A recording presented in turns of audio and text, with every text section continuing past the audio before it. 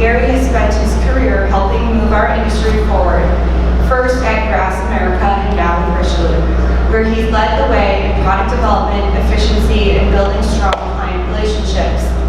His leadership and vision have made a lasting impact on cabinet manufacturing, and this year the Kitchen Cabinet Manufacturers Association recognized him as their 2024 Person of the Year.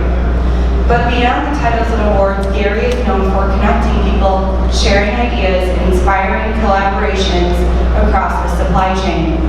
He's someone who not only drives innovation, but also lifts up the entire industry in the process. So please welcome Gary LeBlanc.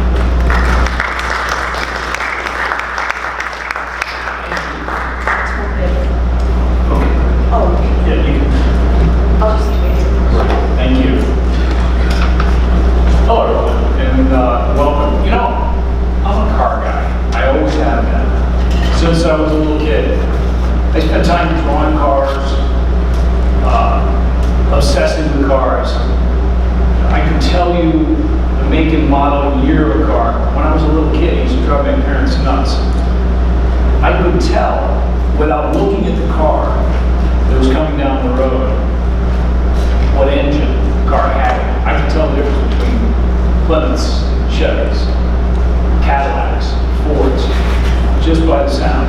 I was obsessed. I used to draw cars.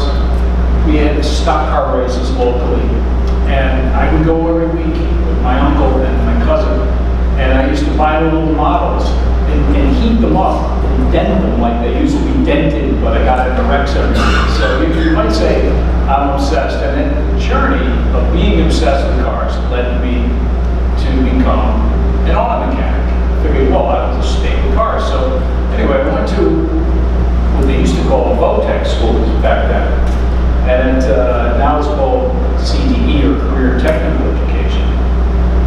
And that's part of the journey of what got me here today.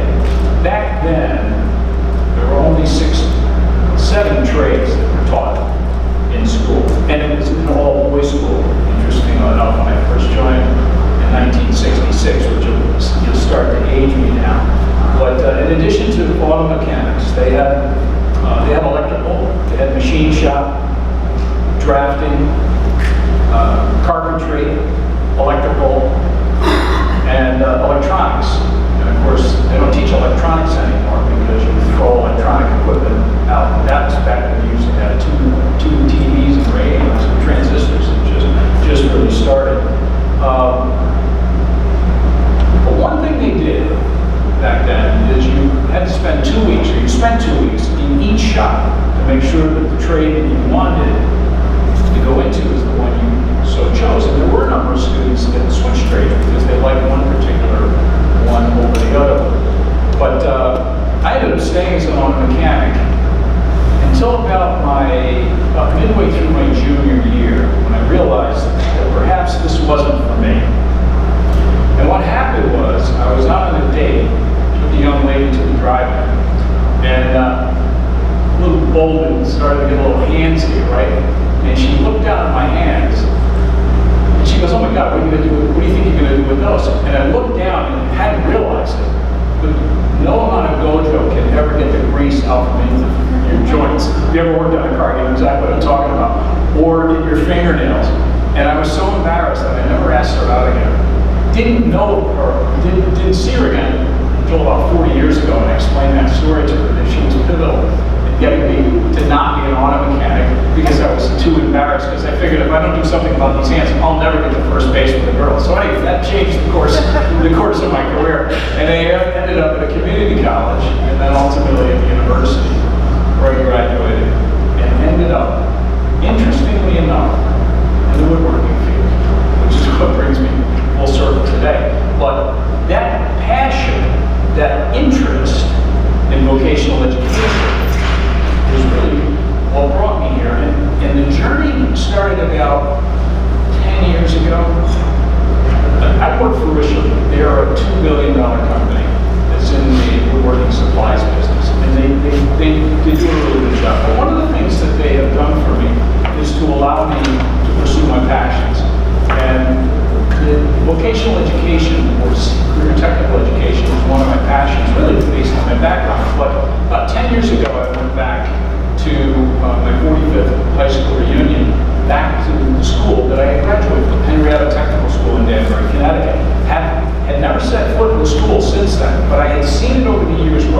family's back in Connecticut. I live in North Carolina now.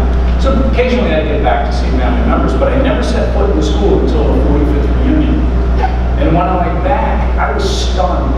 I was stunned at the investment that they had made in career technical education. Now they have 14 trades, and of course now they allow women in. They didn't back then, but women took place in it, took part in it in all trades.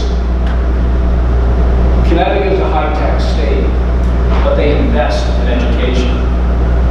And I met with the instructor in the woodworking program, and he led me to the state official, head of the state of Connecticut and their career technical education. And I learned from him that there are 18 career technical education facilities in the state of Connecticut. And there were 18 programs that taught wood skills. However, one in Hamden, Connecticut, they dropped off, so now there were 17. But in talking with, it got my curiosity to see what can I do to help these folks. And they didn't seem that they needed a whole lot, because it seemed pretty well dialed in. Great facility, great shops, great tooling, great machinery, educated instructors. They really seem to know what they're doing. But I was talking with one of the local cabinet makers to see, are you hiring the graduates that are coming out of here? Because, they don't really do such a good job. The kids don't seem to be well prepared for our work. I never followed up to ask me why. But my journey took me further on, and I found that there are a lot of woodworking programs in the U.S. through career technical education. But they're teaching carpentry. And as you know, carpentry is different from wood product manufacturing. And so I realized we got a gap here. My company is also perceptive enough that they believe in career technical education. They believe in educating young students, because those young students will become our customers one day. And if we don't have cabinet makers to sell to, we don't have a business. We can't sell to companies that are importing products from overseas. And I know firsthand by what imports can do to the United States, because I ran a company, Grass, and we had to compete against the Chinese. We actually filed an anti-dumping suit against the Chinese back in 1995, and we lost that suit. And so slides came into the United States. Actually, slides came in to the United States, landing cheaper than you could buy the steel. That's called dumping. I later learned why they were able to do that, because the slide manufacturers could buy the steel from the Chinese government at a heavily subsidized price. But of course, they laid waste to the U.S. manufacturing, and ramifications that are still being felt today. But let me circle back. Before I leave that point, there was a U.S. cabinet manufacturer that bought the Hong Kong-based woodworking company. And anybody here from Philadelphia know the Kimmel Arts and Entertainment Center? Kimmel Arts and Entertainment Center is a beautiful concert hall. It was all produced by the Chinese. It was shipped in container loads down to the port of Baltimore. They took the tags off, the Chinese tags off, and they delivered it. The union carpenters installed it. So do I know that it can affect our business? Absolutely. Can it affect your business? Absolutely. But we're in a global trade. We're in a global trade economy, so we have to be aware of all threats. One of the threats that we face in our business today is workforce, and that's what I'm here to talk to you today about. Tackling this workforce shortage that we're facing. So why are we struggling to find woodworkers? Well, one, many skilled woodworkers are here in retirement. In 5 years, the youngest baby boomer will be 66. That's 1 year from retirement. That represents 21% of the population baby boomers. But half of those numbers have already retired. So in the next 5 years, the rest of us will. And I'm past, I could be retired right now, but actually I enjoy what I'm doing, so I'm here. But why are there a shortage? Well, we all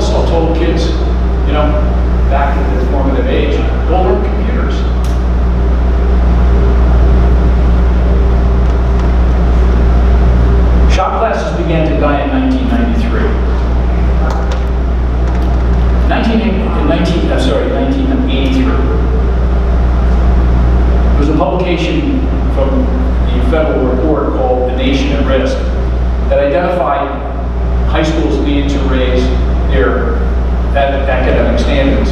Then in 2002, an act called No Child Left Behind emphasizes standard testing to measure student performance. The focus was on getting kids to graduate, and the incentive programs for teachers were based on getting kids to graduate, not necessarily whether they learned anything. Also, our generation, the younger generation that was raised because they didn't have to do things.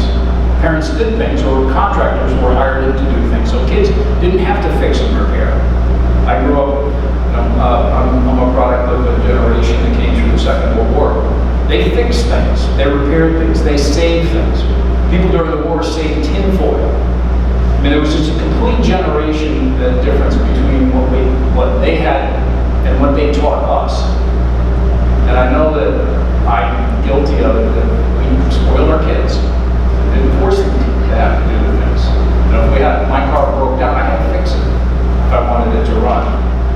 But schools under pressure to show academic achievement, so they started to spend less on art, less on music, less on auto repair classes, less on shops. They disappeared, they went away. Now, shop programs are where low-income kids went, kids that were not that bright. I didn't realize that when I went in. I just went in because I like cars. But there was a stigma attached to shop education. You know, we were telling our kids back then, you gotta go to school. Computers are the future, you have to go. And kids did. But in 1983, Apple introduced the Lisa product, which I don't even remember. But Compaq introduced their first portable computer. It was based on IBM. I remember because my company bought one for me. Tandy introduced the first computer with an Intel chip in 1983. Apple II had a major upgrade and was very popular in schools and homes.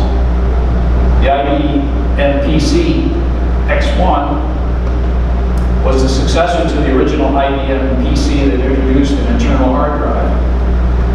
The first domain name was found in 1983, and ARPANET was introduced, which was the foundation of what is the internet today.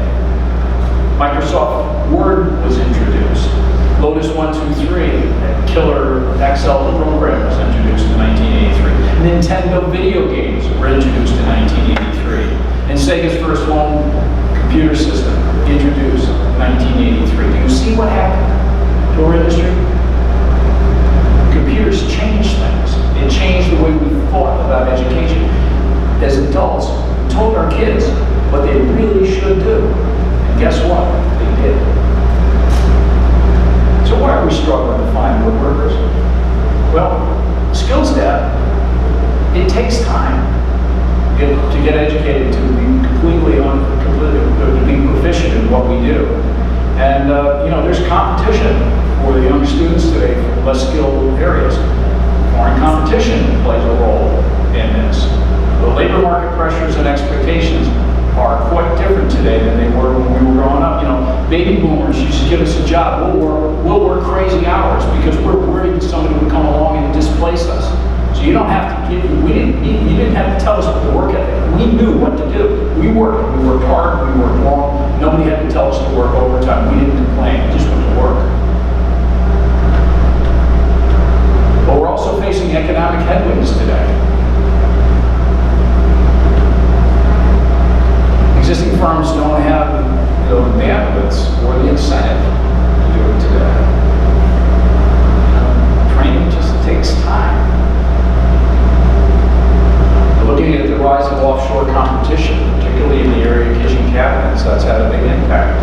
And the recent change to the tariff laws will start to slow that down. But it's a trend that we've been seeing for a good number of years. And low-ball bids that come in do have an impact on our margins, which restricts the amount of money that we can choose to invest. And the available workforce is shrinking. People are leaving this country. For the first time, our population is starting to recede at a time when the baby boomers are retiring. So there's less people in the marketplace to take those jobs. And workers are expecting more money than we are willing to pay. And so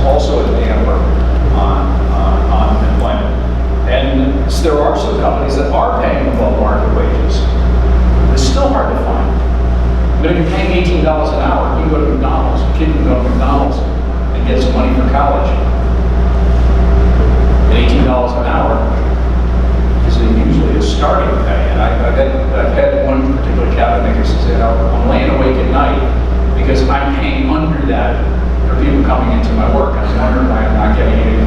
Finally dawned on me, well, we're telling you you're going to have to pay more. But of course, you need to get those skill sets up in order to be able to afford to pay for it. But nonetheless, if $18 an hour is not enough, you get out of Chick-fil-A and earn $22.50 an hour, and get some training on how to be a nice customer service person. But rising costs squeeze profits, and it affects margins, and that cuts into the amount of money that you can use for training. So, what's the future hold? Well, adapting to technology can offset the cost. The money is already in your business. You're just paying it out in labor. But investing and reducing the cost through automation, through productivity improvement, that's where the money to pay for your employees is.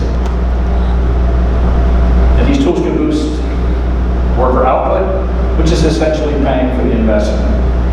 Smarter, more focused recruiting, and getting your training pipelines in place is important. Can you grow your own? Can you train your own folks to come on board? So what's the future hold? Well, you're going to have to invest. CNCs, nested routers, RFID tracking devices, robotic optimization, digital design to manufacturing workhouses or workflows, fewer but more capable woodworkers. And many organizations are promoting apprenticeships, internships. They're reaching out to straight schools to form relationships, and they're working with trade associations, much the same as KCMA. You're here today because of this subject to learn more. Some key decisions you have to make within your own business. Do I pursue more commoditized work? What can I outsource? Can I outsource my drawer production and drawers? I know many shops do, to send them off to specialized areas rather than taking those skilled people that are doing those today, using them in other parts of your business. You want to rethink your business model. Are you boutique, like Jimmy Fox, or are you this guy? This guy's he's a one-man show, and if you're not a six-figure or a seven-figure earner, he doesn't want to talk to you. So. But true custom, specialized. Are you looking to outsource? But of course, you've got risks and restraints. Capital is always an issue. You've got risk tolerance. There's always a balance between automation and the skills required. You've got the ebbs and flows of the economic cycle. The speaker this morning talked about that. And of course, you've got to have capacity and willingness to move beyond the current situation, to be able to have those opportunities to move as the market moves. But what about AI? How is that going to play in? I asked that question in the meeting. Experts have identified the careers that are going to be replaced. Repetitive knowledge-based tasks such as note-taking, translation, scheduling, low-level coding, and customer service are all present. I mean, how many people get somebody on the phone today to actually talk to someone and call directly first time? We still, you get somebody on the phone, you don't get a voicemail. You should get a voicemail. But try to get somebody on the phone that can answer a question that's not in the prompts. It is really frustrating, okay, before you can finally get through enough levels to be able to get somebody on the phone. But sales representative services, travel agents, telemarketers, hosts and hostesses, PR specialists, advertising sales agent, counter clerk. My stepson is in marketing of the Appalachian State University, and we had that conversation this summer about the impact of AI. He says, I didn't think about it when I first chose this. He's a junior right now. He's thinking about it right now and how that is going to impact the area of marketing. Personal finance advisors, management analysts, career market researchers are all vulnerable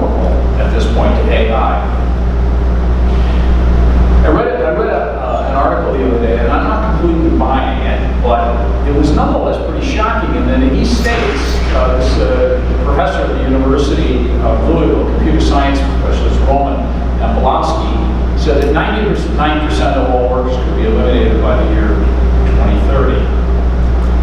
The godfather of AI, computer science Nobel laureate Jeffrey Hinton, predicted that artificial intelligence was going to spark a huge rise in unemployment and profits as companies replace workers with AI.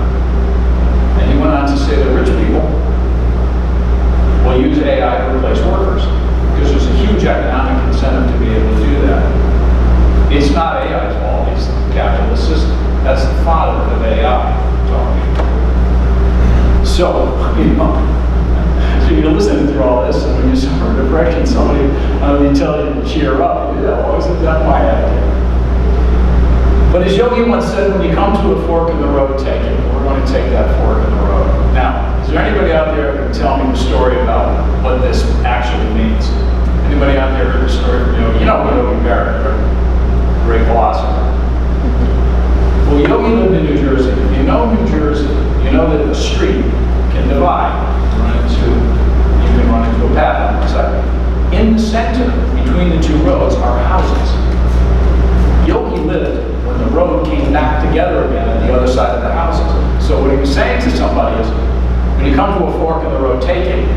Well, what you left out is the road's going to unify back together again, and I'm on the other side of it. So this is just a great call, because you do come to a fork in the road. And sometimes you don't know which side to take. It may not work out like Yogi tells you.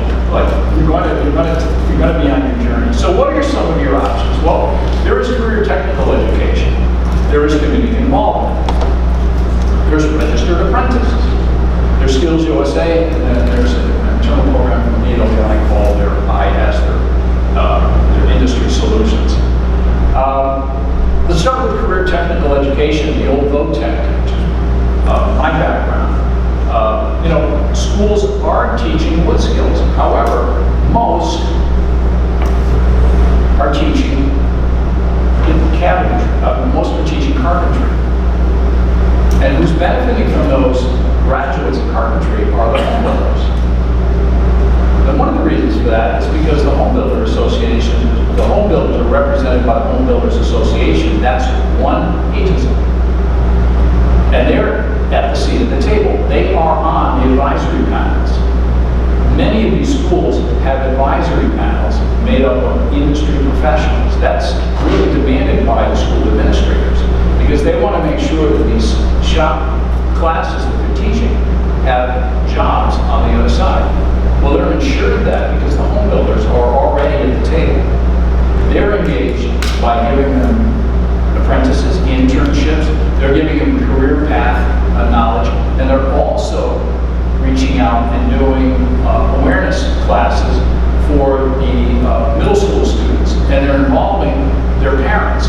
So their parents are aware of what the economic opportunities that avail themselves by going into the carpentry program so they can see the careers. And it's not just banging the houses together, wielding a hammer. It's project management. There's a career path that advances you up through the organization into the home building area. And so the home builders are taking advantage of the CTE programs out of carpentry. But those skills are transferable from the carpentry programs to the cabinet making programs. In safety, in culture, in precision, in communications. The skills travel from trade into engineering, architecture, and manufacturing, all of which are offered by not only our industry, but also by the home builders. And career technical education programs align with the most recognized framework and credentials because programs need credentialing in order for them to maintain support at the state level. So OSHA 1030, the NCCR, that's North Carolina, Corner Carpentry Skills 1 through 4, local and state CTE standards, building codes and best practices. CTE schools must have credentialing. And the Skills USA also ensures technical standards. For those of you, show of hands, who's familiar with Skills USA? Yeah, a handful. You you need to be aware of what Skills USA does. Skills USA, and I'll talk about that in a minute. These are pictures from the Skills USA competition that took place in Greensboro, North Carolina. It was the first time that I had been to it. And I was blown away by the competition. Not only in cabinet making, but carpentry, home building, electrical, there were firefighters there. There were skilled trades all throughout the state of North Carolina, and they were all there competing against one another. So these are some of the pictures they took. Bloom was a big supporter there, Unita. We supported them with tools, sanders, stapler, box router, and here are the students all working on a project together. These are some of the projects the students did. The guitar, ice chest, this table won an award. These are high school students that do this work. And meeting with them, they're bright, they're capable, they're interested, they're asking the right questions about what the career path is going to be. But these are your woodworking students, here are your award winners. Skills USA has 345,000 members in middle school, high school, and college post-secondary programs. There are 6,000 schools involved in all 50 states. There's 600 national companies and associations. Do you know how many companies and associations that I saw that serve the woodworking industry? Any guess? One. Sherwin-Williams, they do coatings. They also sell paint. That was the one company I saw. What's that said? So we're not at the table. With $36 million in prizes, the value of donated time, equipment, materials, annual prizes for the Skills USA Championship. These are kids. These are our kids. They're in there competing against one another, trying to make a difference, trying to learn something and apply it. There were, in Skills USA, there were 130 technicals and skilled service occupations represented. And there are 20,900 professionals or Skills USA advisors and technical instruction members.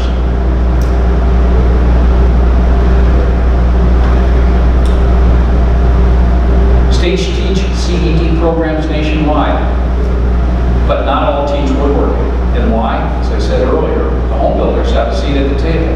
The cabinet makers do not, by and large, do not. Home buildings are offering apprenticeship, paid internships, mentoring, career paths. Home builders are engaged with students and parents at middle school. They're showing them what's the future. So why are cabinet makers missing from the conversation? Well, one is time. You have to devote the time in order to do it. The home builders pay more. Just use ChatGPT and find out what an average carpenter makes and what an average cabinet maker makes. There's a $10 an hour difference between the two. On average, carpenters are paid $72,000 a year, cabinet makers are paid $36,000. There's just a pay differential.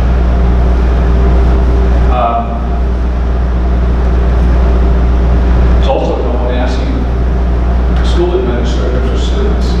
And if you're not supporting them, you're not going to get students, you're not going to get the administrators to dedicate the resources in order to, and what the school administrators need?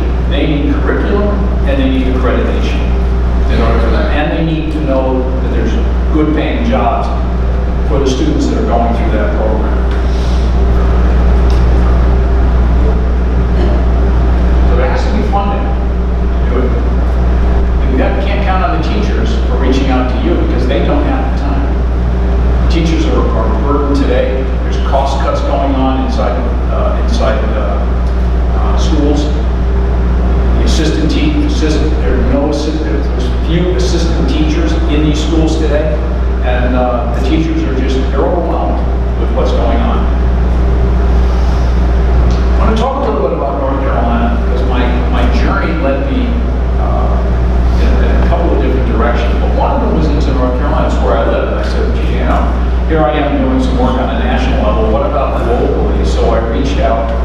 I reached out to some of the schools in North Carolina. And what I found was 38 schools in North Carolina teach wood skills, but only 3 teach wood manufacturing. The other 35 teach carpentry.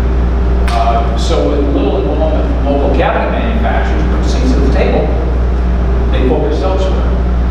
The schools are open to expand, but they need help. I also got connected with a school in Navy County, North Carolina, which is where I live, and I'm on their CTE panel. And they offer an award-winning program that includes, look at what they include at the high school level. AutoCAD and Revit, interior design, mechatronics 1 and 2, certified production technician, business management 1 and 2, corporate carpentry 1, 2, and 3, robotics and entrepreneurship at the high school level. Couldn't you or employees inside your organization benefit from some of the skills? And yet there's only one woodworking company out of the 35 in Navy County that are members of the CTE program. One. Now, are they having problems finding jobs for these kids? Absolutely not. They're just not going into our industry. They have an active CTE advisory panel. As I said, I'm a member. They recently received a $1.5 million grant to expand their CTE education program. But efforts were delayed by state budgeting problems, and they weren't able to hire an instructor to be able to expand. We talked about them expanding to cover wood skills, and I organized 25 other woodworking companies in the area to be able to help with another advisory panel to guide them on wood skills. Because in carpentry and wood skills, there is some overlap. It's 2 different professions. They got pushed back. So recruiting efforts to expand the advisory panel have been delayed. These are things that do happen in real life. So if you are going to connect with a school, it helps to reach out and develop a plan. So first of all, you want to decide, okay, what do I want to accomplish? What are my goals? Those must be mutually beneficial, and it must be for the long term. So when you connect some schools, you want to know, okay, the schools will want to know from you, what are your talent needs? What are the benefits of the job? What are the employability skills? What's your timeline? What are your team member roles? What are your measurable goals?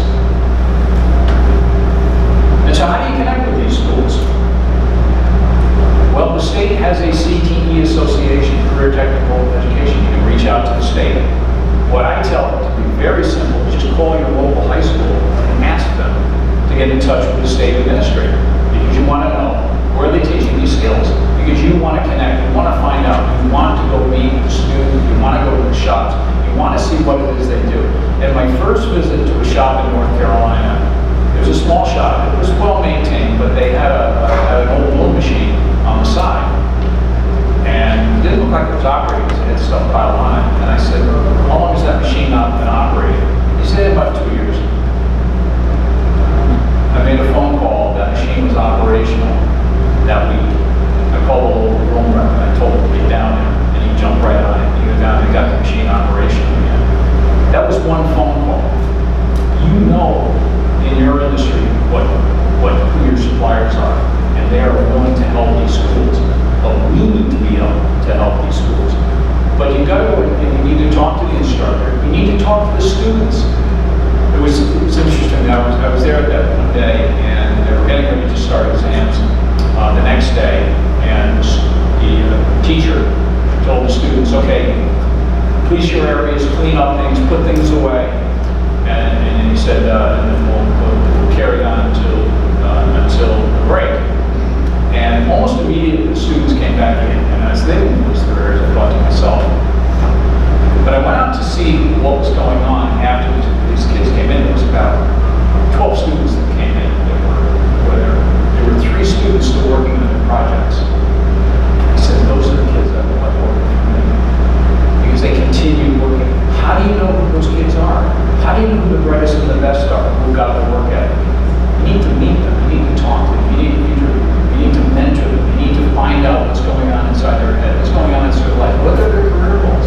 You're not going to do that from remote, you've got to get involved. So you look for the CTE director or a department in your area, and you look for, you look for workforce development and liaison and intermediaries in your community. And teacher support is critical. Do they need help with equipment? Can you offer some short-term teacher internship? Can you help teach the teachers while they're on break on a new piece of equipment? Do you have a local or chapter industry event? The CMA or any other association you belong to. Do you have local events, tours? Invite the students, invite the teachers, bring them by, show them what's going on. What else can you do today? Well, you can speak to their class.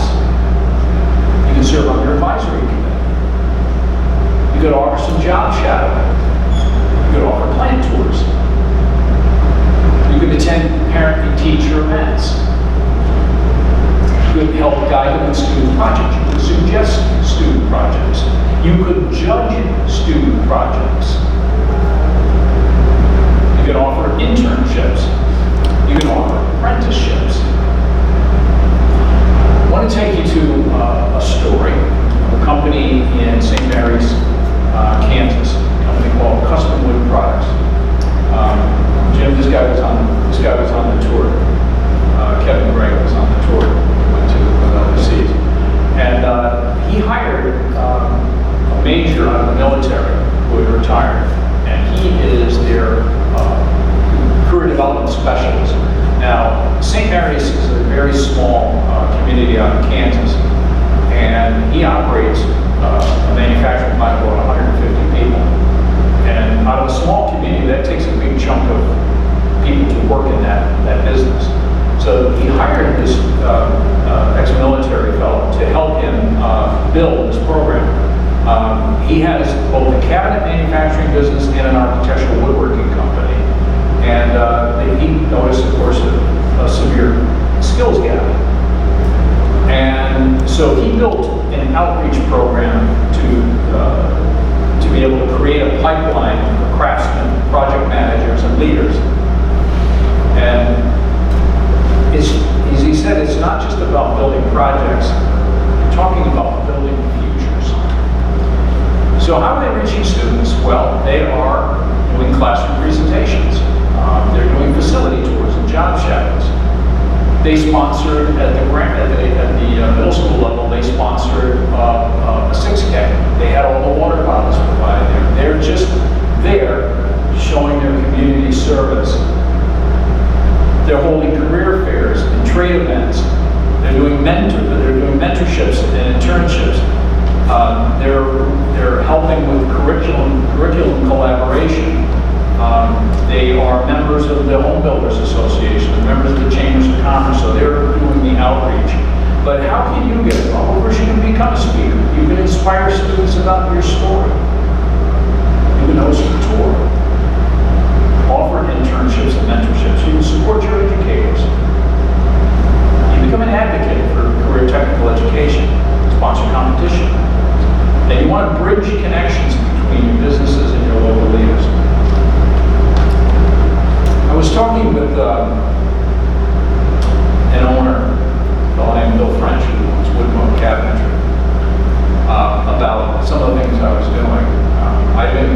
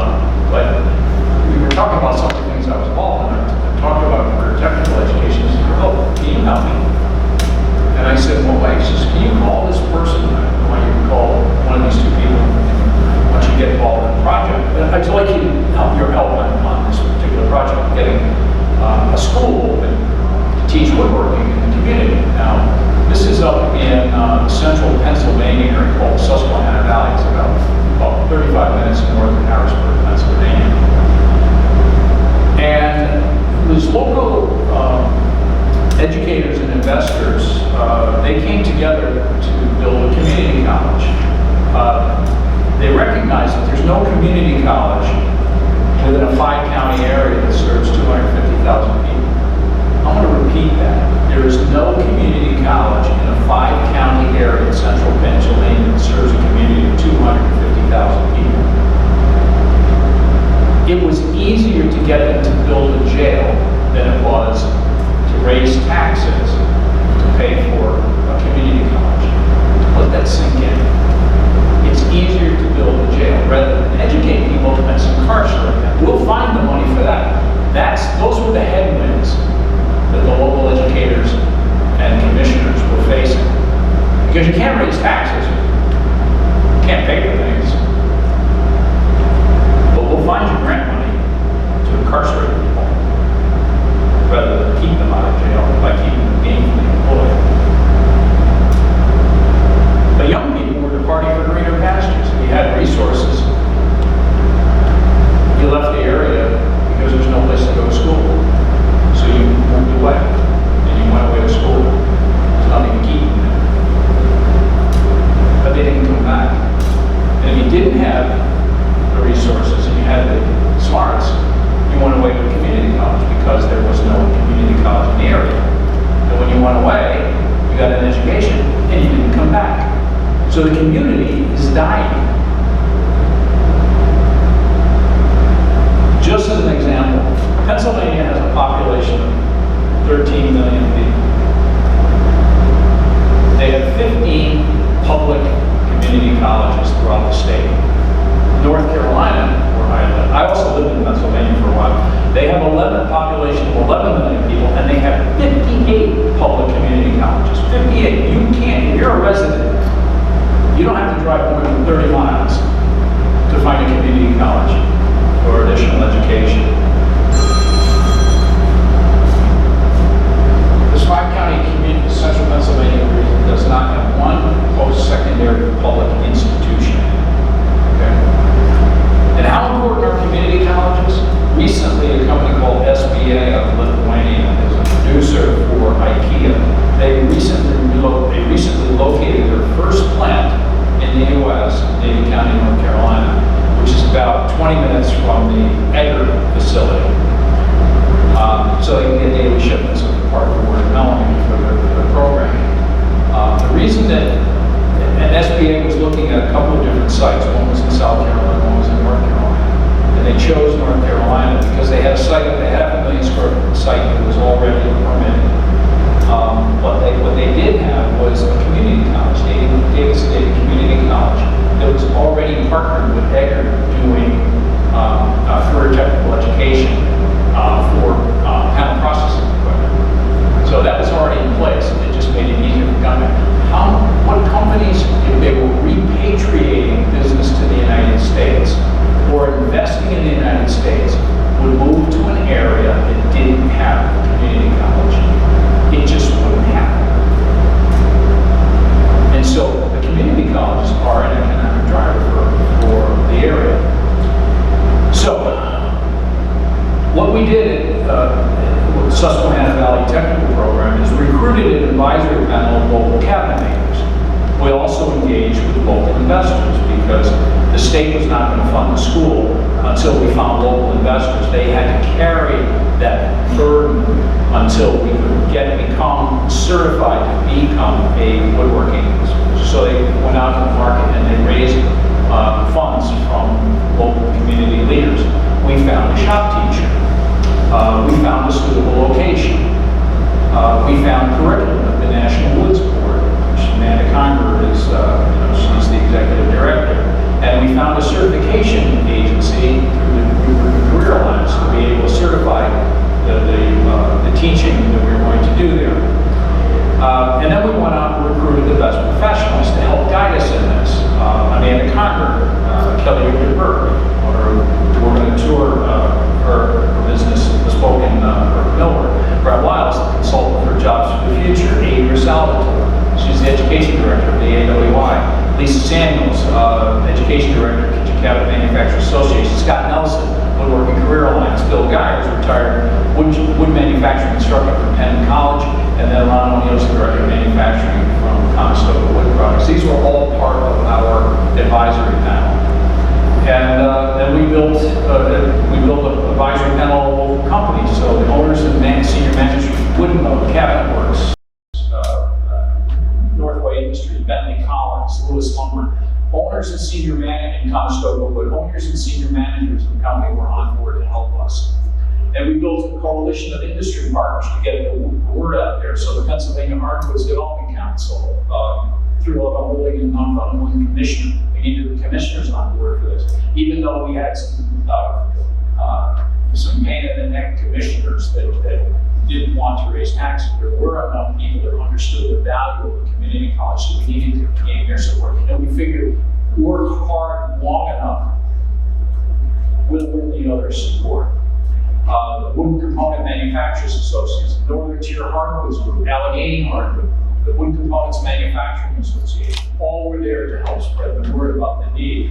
And so what economic input does the technical school play? Well, higher earnings, job security, and you contribute to a skilled workforce that drives economic growth. And what are some of the additional benefits that we can do at the school? Well, one is workplace violence training. That's part of the training and education these young people are going to get. Employee and leader success training with guidance, one-to-one meetings with program directors, a model where a director is on site for all class hours, faculty support, leadership, awareness of the faculty and student ratios, and advisory councils, all there to provide guidance for the students who are on campus. And so what we need, you need local business to recommend the program to students. You need employer support, matching contributions support, full tuition. You can tie your contributions together with not an indentured servant, but you can certainly work together to help underwrite some of the educational efforts. Local business can provide externship opportunities. Local area experts provide lecture and demonstrations. And you also have the scholarship opportunities. This is a facility we acquired. It was a technical school in the area in Sunbury, Pennsylvania, that had closed. They taught, it was a private college that taught carpentry, electrical, and welding. And the 95-year-old owner was done with business, and the family didn't want to take it over, so the building was available. We were able to acquire this property and the equipment inside at a very favorable price. And so these are some pictures from the facility. And we have our work tables all set up. They were teaching carpentry, so there's a home that's inside the building. And we haven't figured out what to do with that yet, but we're prepping this for to be all open into next year. So here's a gathering of the experts that we pulled together, our core advisory panel that we put together, who have been enormously helpful in getting this done. So anyway, we're scheduled to open in the fall of 2026, so appreciate that. Let's talk about internships and apprentices. The Wall Street Journal in an article in March 2025 said school districts are spending millions to expand their Indiana high school shop classes for the 21st century. They're betting on a future that manual skills will be lost in the digital age. But shop classes are no longer tucked away in the back corridor. CNC and robotics are at the forefront. Just as an anecdotal piece of information, 25% of the high school students in Middleton High School this year signed up for at least one course in construction, manufacturing, and woodworking. Career trades are hot. And there are two different paths to apprenticeships. One is through the Department of Labor. And it's a registered and they oversee programs without state apprentice agencies, and then you have states that have apprentice agencies. So there's two different programs. They don't compete against one another, but either you have one or you have the other. And then when it comes to the Office of Apprentice, the U.S. Department of Labor staff members, I'm going to post in the minutes from this meeting. You'll have this presentation. And you'll also get a list of which states have Department of Labor apprentices and which have state apprentices. But all registers, you register all programs through standard documentation and you utilize the registered apprentice partners. Okay? When it comes to the state, it's recognized by the Office of Apprenticeship on behalf of the Department of Labor. These are state agencies now. Staff members are all state employees. They use state and federal paperwork, and they also may use the Department of Labor rapid system for oversight. The rapid system, and it's a euphemism for, and I'm going to ask people to repeat it, but basically it's a standards tracking methodology so that there's core consistency between the two programs. And so how is AI factored? Well, schools are reviving shop classes and hedge against AI. As Mike Rowe recently said in the USA competition, AI is not going to fix a hole in your brain, right? California CTE programs are packed with waiting lists. In California, they know what's going on with AI. They know the impact. The companies that are generating the changes to AI are located in California. And so, when you're reading newspapers, hearing media accounts, or looking at social media, the kids know what's going on. I don't know that everybody knows what's going on. But this has got some scary, it's going to take 99% of the job. I don't think so. But it is going to have an impact. And in the end, if you go around and ask any one of our employees, how would we like to work here if we pulled that away from you today? You get answers like chaos. We can't work without it. How would we do our job? My name is Luke Elias. I'm the president of Muskoka Cabinet Company. We're a residential cabinet manufacturer located near Ottawa, Canada. So my reason for automation, I've got several. One of the most compelling ones is our industry is just ripe for it. Like, what an opportunity. If you have a vision, if you want to emulate some other successful industries, the wood industry is just ripe to take those examples and that automation, that equipment that's out there that's being used right now and adapt it for our industry. What is that going to do? Well, obviously going to make you more competitive. When you think about high tech and you think about how their facilities are with their nice work environments and the benefits and the opportunities for advancement, I see no reason why this can't be applied to our industry. And the key to do it is automation. The money's there. The money is there. We just have to automate our processes so we can extract that money. I call it mining for gold. There's gold on the shop floor. My name is Matthew Elias. I'm the Executive Vice President here at Muskoka Cabinet Company. My dad started Muskoka Cabinet Company about 35 years ago. Growing up, I worked on the shop floor during the summers and other various positions here at the company. Afterwards, I went on to college as a programmer. I really had no intention of coming back into the business, but when I graduated, my dad offered me a position in one of our sister companies, which is a software company, and it's really tied to everything we do here at Muskoka Cabinet Company. So working there and spending a lot more time there, I came to see how much technology is actually tied to the way we do things on the cabinet manufacturing side, and I grew a love for that. The reason that we automate and that we always set high performance standards at our company is we really have three main goals for this. To our customers, we want to provide a high quality custom product but at mass produced prices. We want to provide best in class wages and benefits to our employees, and automation helps us do that. Third, for the company, it's about adaptability and profitability. When you're highly automated, it's much easier to adapt in market downturns. We use automation and high performance standards to get to these three outcomes. A lot of the younger generation doesn't want to work on a shop floor, doesn't want to do more general labor work, these repetitive manual tasks, but they are very interested in engineering, programming, which, these are also very fulfilling and well-paying jobs. Automation allows us to reduce the amount of those manual jobs on the shop floor. And then with automation and technology, we need people to maintain it, to design it, to program it. So in some cases, we work with external companies like Superficie to put in the finishing line. In other cases, we need people to come in and maintain that line to develop a new sort of automation that we want for. There's a few challenges in the woodworking industry.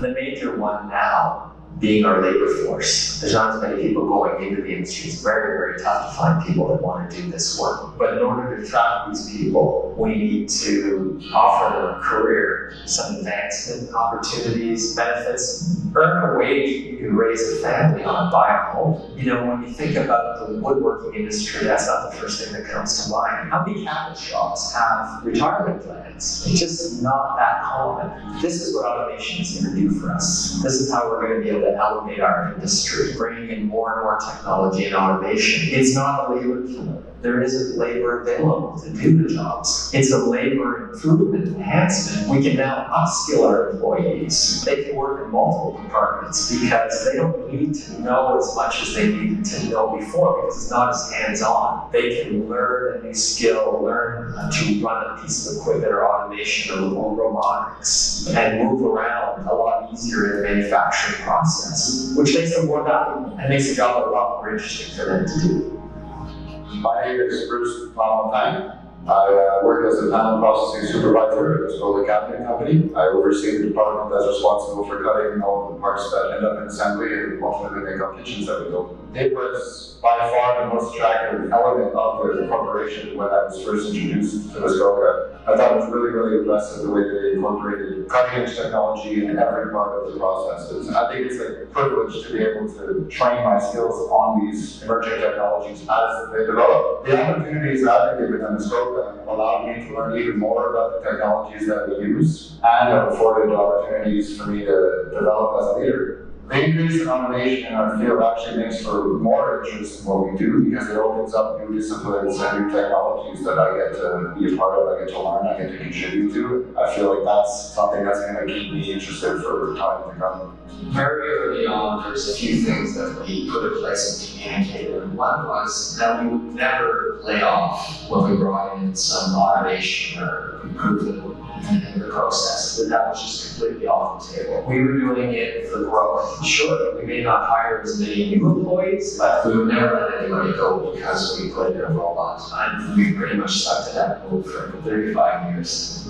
In our industry, material handling is the biggest expense on the shop floor. In fact, there are studies that have been done that show that 60% of shop labor in a cabinet business is wasted. So this is where we see the greatest impact that we can have to uplift the cabinet industry to make it an industry where people want careers. So how do we do that? We need better working environment. Technology does that. Automation does that. Less back strain, less physical injuries. If we can be more efficient, use the machines to do the mundane tasks, then there's a lot more money available to pay better wages. So we want to attract people into our industry, and this is the way we do it in Muskoka. This is our goal. This is our vision. This is our vision for the future.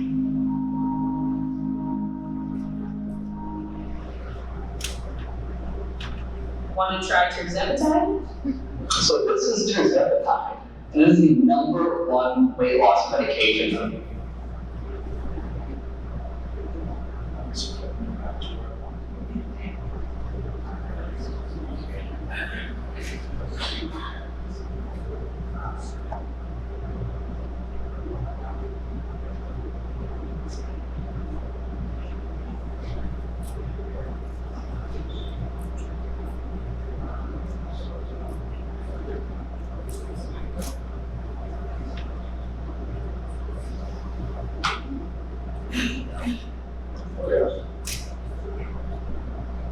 Okay. Time before last, a group of CTE teachers, cabinet makers, students, parents, administrators met to discuss the subject relevant to the woodworking industry here in the home intermediate school district, which is just north of here. And what we discussed were the tools, software, and materials that are emerging and how do the schools incorporate them. We also talked about what the technical skills are needed for the students to bring them to the industry and how would the industry support this effort.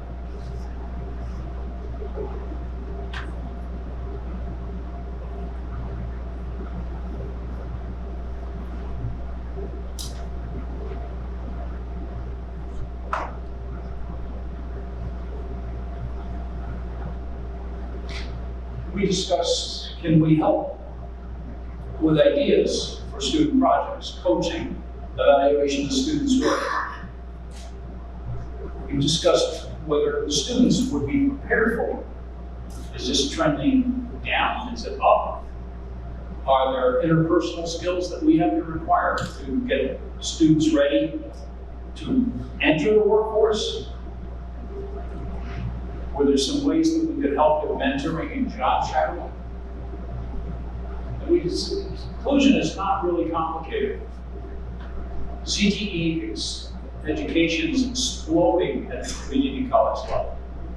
Enrollment for the trades, on average, are up 110%. Plumbing and electric are far higher. The industry what the industry needs to show is what we can do through social media posts, Instagram, Reels, TikTok, YouTube. We need to show the products that we do. Not just you, but the young people that work for you have to show the pride that they have in the work that they do. Students need to know that the trades are a path to a successful and interesting career, a debt-free career. And they're beginning to realize what AI is going to have and have an impact on certain jobs. It'd be easy to have young people comment on what they build, because no one today knows how things are built. You need to show them. You need to tell them how much, they need to tell people how much they earn.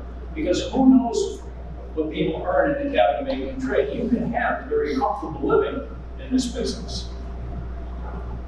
But how would a young person who's trying to figure out what to do with their life know, unless you tell them? But it's not you that's telling them. Let their peers tell them, and let that spread through social media. It is not that complicated to do, but it does mean doing something differently. Once they know how much they earn, they can make the decision for them as to whether or not this work is of interest. And because no one knows. Young people today think college is their only option, and it is not their only option. So I have just a few minutes for, that's my presentation. This conclusion. I have just a few minutes for questions before we break for the tour. Does anyone have any comments?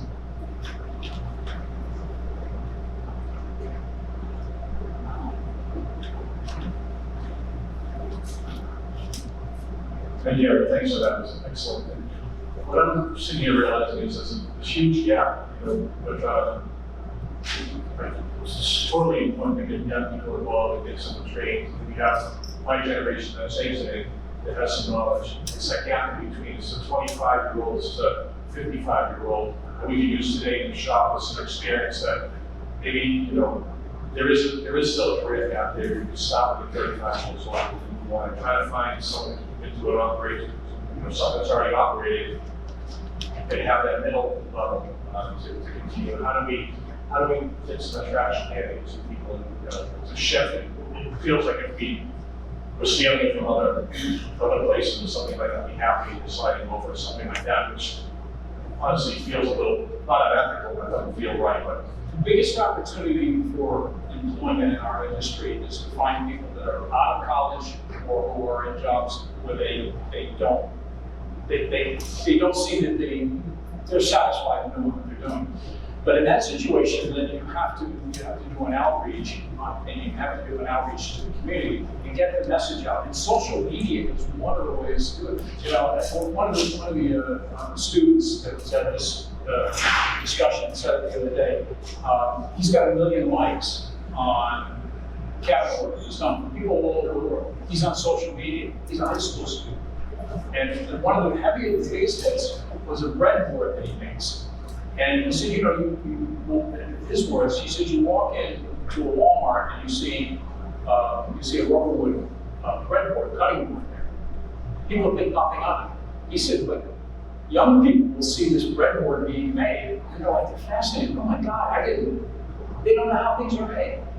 But finding people who have gone out into workforce and have not been, are not satisfied and they want to try a new career, that would be a good place to find those folks. And that's getting involved in the community, but also through social media to get the message out there. Likewise, thank you.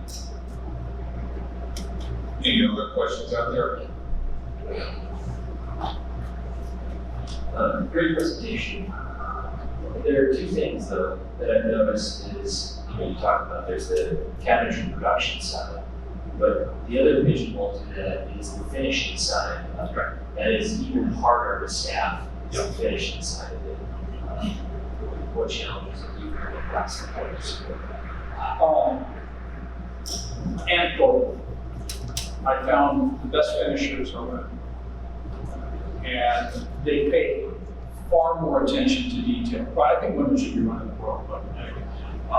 But they pay far more attention to the details where guys are trying maybe to rush things through. Women are particular. I think it's important that people understand what it is they do, because you never know what's going to turn people on, but be able to get that message out there. I know that there is an apprentice program for finishing that's currently underway through the Department of Labor. And I don't know where it's at right now, but I need to get an update on that. And that would be as part of a certified apprentice program. Now, when you have certified apprentice program, I didn't go into a lot of detail on that because Kelly Victor Burke is going to be talking about that today when we tour the facility. She was the other half of this presentation, which is why you got me for 90 minutes. But she'll talk about that.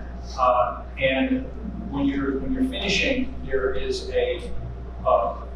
the skills training portion of it, and then there's the school portion of it. And you usually, to get the certified training program, you have to have a connection with a school or local institution.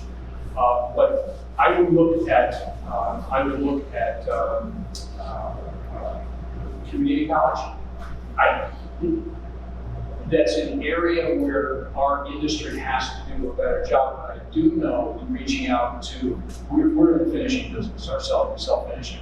The coatings people would love to do presentations. They would love to come in and teach people how to spray, how to finish, go through that. So I think brainstorming with your local finishing, perhaps also talking to the community college, I think you can build something from that, and the greater awareness you have about finishing, the better opportunities I think you have to try to fill those slots. Because people would enjoy doing something that just need to be aware of. Oh, okay. Well, I want to thank Gary for a great presentation. Thank you.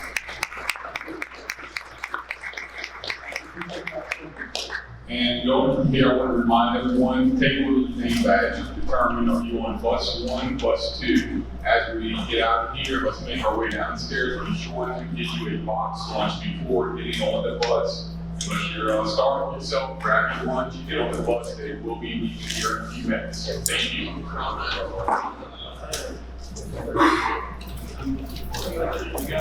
Thank you for your help. Absolutely. Thank you.